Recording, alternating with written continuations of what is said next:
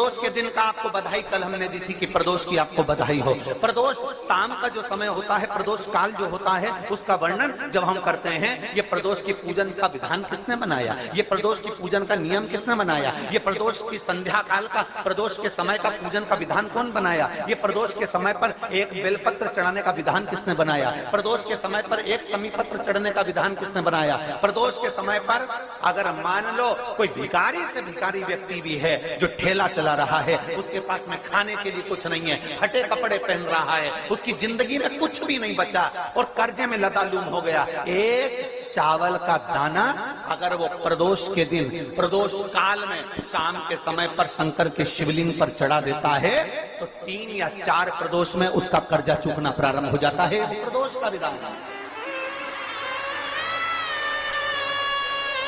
इतना ये प्रदोष का वर्णन करा किसने, इतना प्रदोष की महत्वता बताई किसने, कौन करे इतना वर्णन।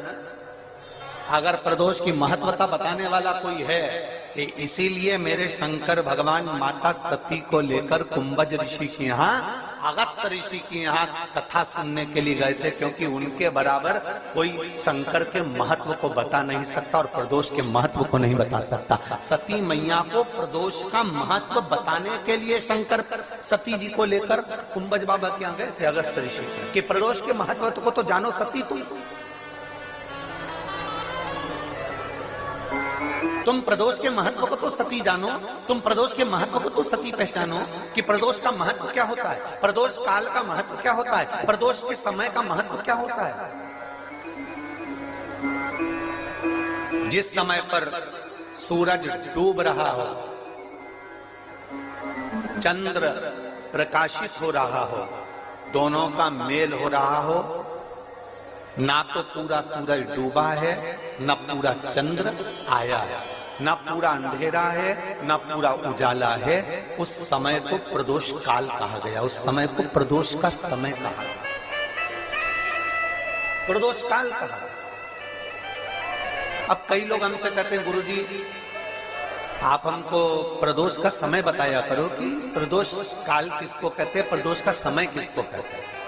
अब एक बात हम आप सबसे कहना चाहते हैं, जितने लोग आस्था चैनल पर सुन रहे हैं, जितने फेसबुक यूट्यूब पर सुन रहे हैं और जितने रेवाड़ी की पवित्र धरा पर कथा को सुन रहे हैं, आप सबसे एक बात कहना चाहेंगे,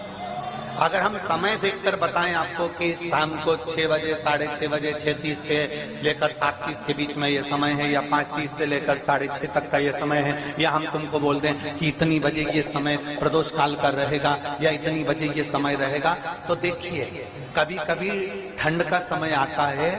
तो दिन जल्दी ढल जाता है,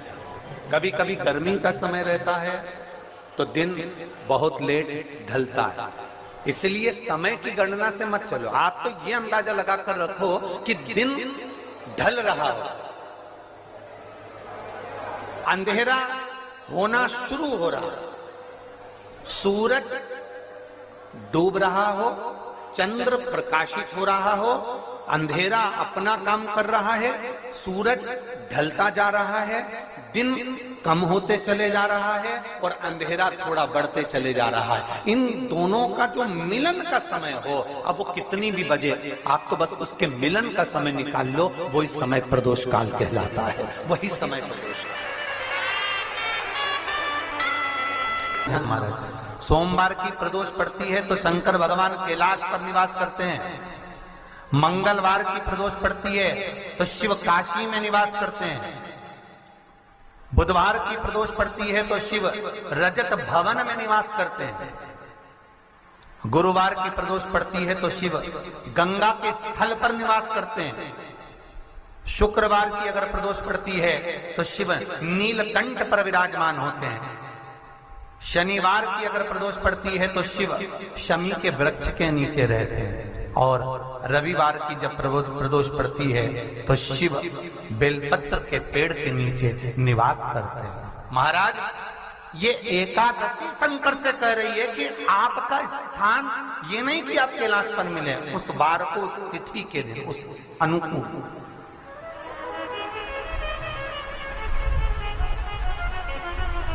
हमारे यहाँ कहते हैं सोमवार की जो प्रदोष पड़ती है वो इच्छा पूर्ति करती है, मंगलवार की प्रदोष रोग से मुक्ति देती है, बुधवार की प्रदोष कामना की पूर्ति करती है, गुरुवार की प्रदोष शत्रुओं का नाश करती है, शुक्रवार की प्रदोष सुख और शांति देती है, शनिवार की प्रदोष संतान का सुख देती है, और रविवार की प्रदोष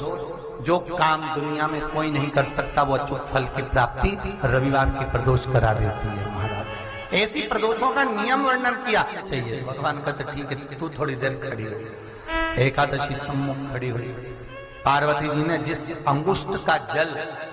पीने के लिए लिया था हाथ में,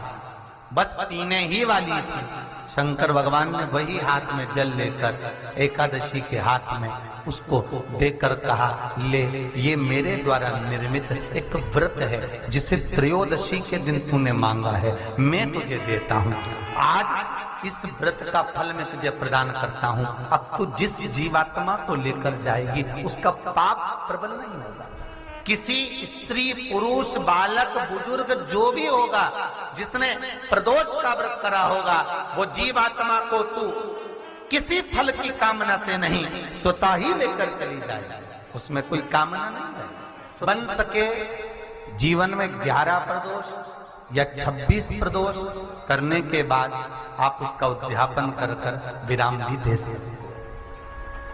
पर जीवन में एक बार प्रदोष का व्रत मौका मिले, जिस कामना से जिस दिन का भाव आपके मन में आए कि मुझे रोग से मुक्ति पाना है तो ये प्रदोष मुझे करना है, मैं और रोग मुक्ति के लिए हम जो भी आपके मन में आ रहा है, संतान प्राप्ति के लिए शनिचरी प्रदोष आप उसका स्मरण करें।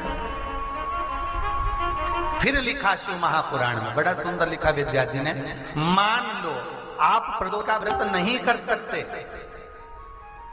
आप अगर व्रत नहीं कर सकते तो प्रदोष के दिन प्रदोष काल में शाम का समय सूर्य अस्त का कुछ पल कुछ घड़ी के पहले से लेकर बाद तक का प्रदोष काल के अंतर्गत आप शंकर जी के मंदिर में जाकर 1 लोटा पानी 5 बेलपत्र भी अगर समर्पित करते हैं तो संपूर्ण प्रदोष का फल आपके भाग्य में प्रबल हो जाए।